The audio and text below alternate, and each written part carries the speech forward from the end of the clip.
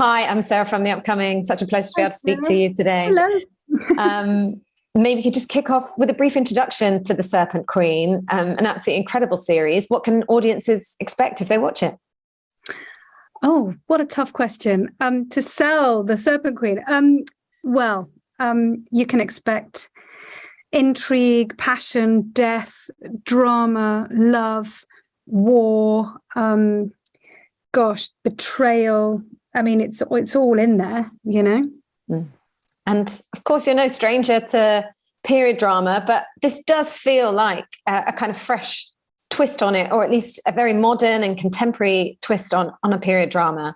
Kind of the portrayal of the different characters. It kind of doesn't shy away from the kind of barbarism and vulgarity of that era, but it's also very funny. What appealed to you when you first read the script? I think all of those things that you've just said, Sarah, because I find a lot of the times, you know, I've played all sorts of different costume dramas for different reasons, whether it's a film and it's the director has a certain vision, down to Jane Austen when I was a young kid, to playing Jane Eyre, which is, the Charlotte Bronte, and every one of those had their place and their way of telling something, be it very elegant and cinematic, or to just the story being so famous, we had to tell that, we had to retell a tale that had been told many, many times before and do it very respectfully and honorably. As far as I was aware, I don't think there's been a Serpent Queen or a film or a TV show about Catherine de Medici here in the UK, or certainly in America. So this was a fresh opportunity to tell a story that I believe audiences don't really know. And if they do, they're probably history buffs or something, but and I also was excited by when I first spoke to Justin Haythe, who's the showrunner, writer, director, producer extraordinaire, brilliant man. I was like, why do you want to make this? What is it? Because there's so many shows where it's the thingy queen and the thingy princess and everything. They all look a bit the same. And I'm like, are they the same? Are they, is there something different here?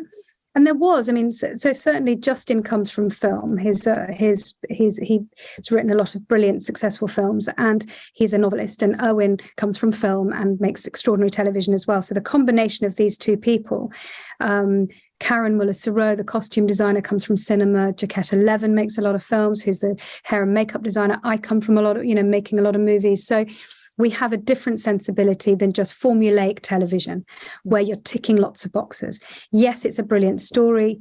Yes, it's kind of, you can say, well, we might have seen that before. However, they had a desire to do it differently and to break that fourth wall, a little bit like in Fleabag or shows like that, where the character's in crisis, you might not know it, but then they turn to the audience and tell the audience their inner feelings and their inner fears and their desires and their wants. And at times that's really funny, and at times it's absolutely tragic. And I found that interesting. I also found it really interesting whereby we're shooting in the real Chenonceau, the real Chambord, in these incredible costumes, but yet they still want to say, okay, we're going to have a beautiful wide shot, a master shot to kind of show this beautiful place. But then what we really care about are the performances and the story has to hold up.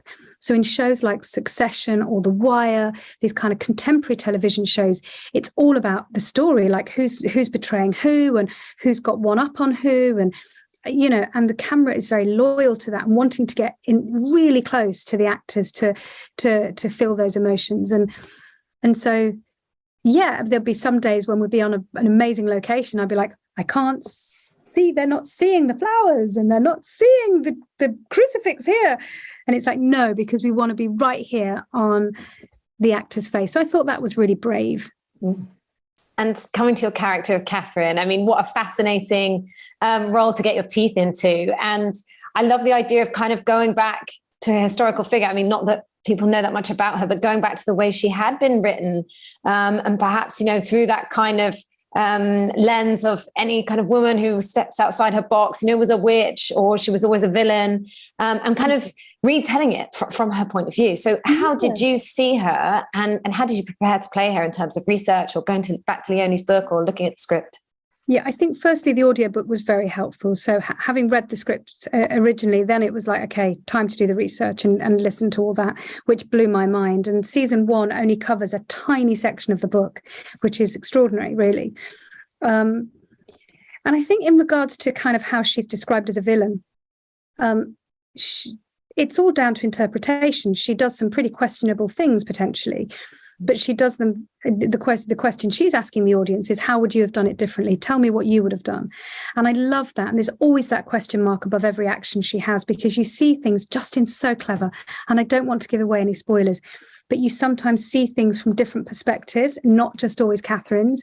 And then you come back to Catherine, you're like, oh my gosh, of course that's why that happened. And, you know, I think women in history, whether you're a midwife or a herbalist, or you're somebody with huge empathy who can understand people, we've been called witches.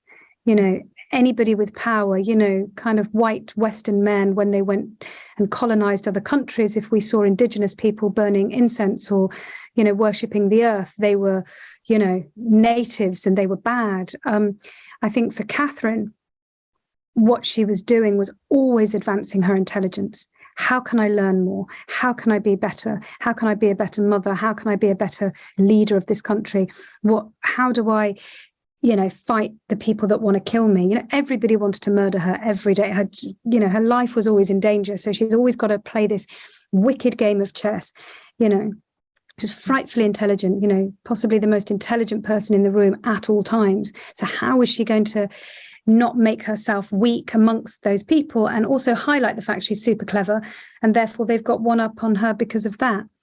I did find certain things fascinating, though, with how she has permeated kind of pop culture and everything we know today. And, you know, when we look at films like Snow White and the Seven Dwarfs and the Grimm fairy tales, the magic mirror is taken from Catherine. She had a mirror that she would look into and ask questions, and she was basically like talking to herself. It was like her inner thoughts, like meditation almost.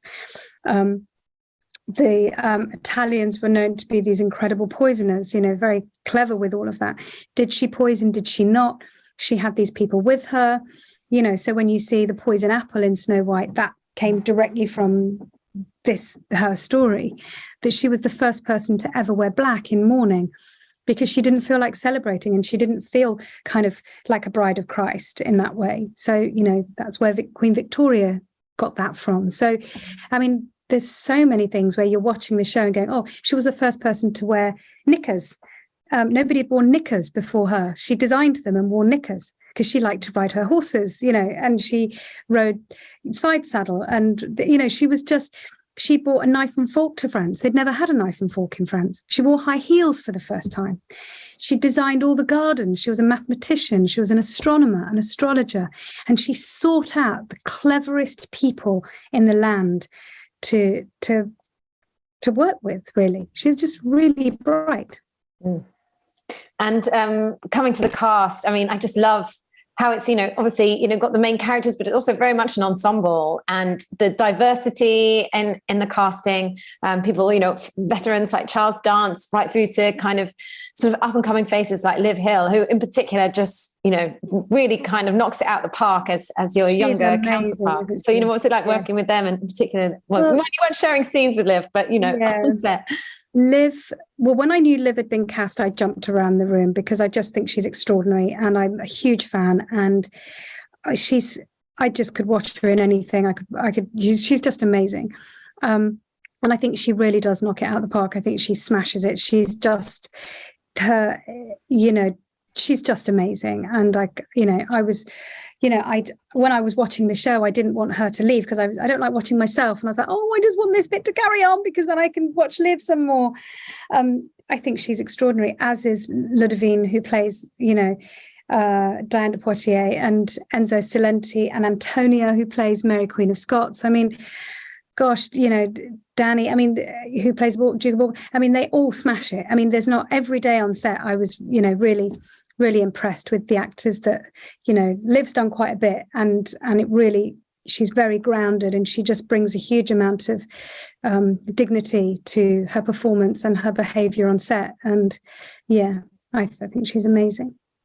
And I think I'm out of time, but just very quickly, you've done such an amazing array of roles that have led up to this. You know, what do you have your sights set on next? You're going to be doing next? You're going to be doing more directing? Have you got another role in the pipeline, or you're not sure? I hope so. I've got a couple of movies coming out. The Darren Aronofsky film, The Whale, that's at Venice at the moment, and then the She Said movie about Weinstein and, you know, and the journalists. And yeah, I'm waiting to direct my next feature, and I'm on a project at the moment that I'm acting in that I can't talk about because they've not done a press release yet. So, just busy bee, which is really good. Yeah, fantastic. Well, it's been an absolute pleasure to speak to you. Thank you so much for sharing all that with us. And I can't wait for everyone else to get stuck into The Serpent Queen. Thank you. Cheers. Thank you. Lovely to chat to you. Thanks, Samantha. Bye. Bye. Nice to meet you. Cheers.